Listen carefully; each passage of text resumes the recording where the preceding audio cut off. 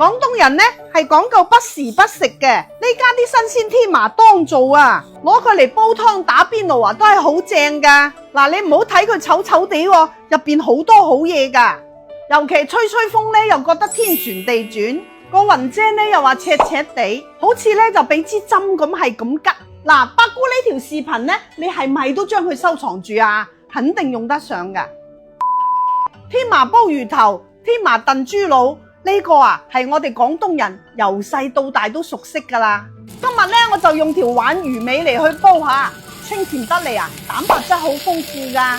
熱鑊冷油，慢慢火煎到佢兩邊金黃，灒啲屋企82度嘅珠江水落去，先煲佢5分鐘，咁樣啖湯咧就好白噶啦，使咩鬼放科技嘢啊？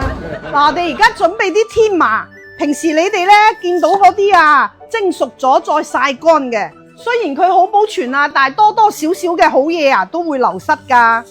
嗱，而家啲天麻當造啊，有新鮮我哋梗係食新鮮噶啦。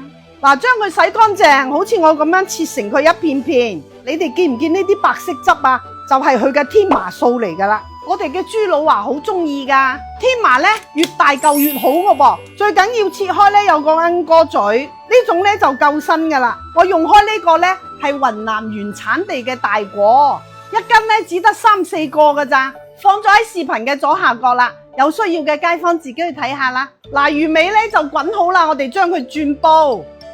新鮮嘅天麻，我哋今晚3、4個人食飯就放一個落去。黨參玉竹唔少得咧就搣咗核嘅紅棗，加多幾片薑落去。嗱，有條件嘅咧可以搭埋啲川芎白芷，大火煲佢15分鐘，再轉慢火煲佢半個鐘咁就 OK 啦。嗱，湯就煲好啦吓，放少少鹽同埋杞子落去，整下色水咁就 OK 噶啦。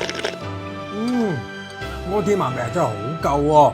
梗係啦，新鮮天麻煲噶噃，個天麻素啊多好多噶，真係飲過翻尋味啊！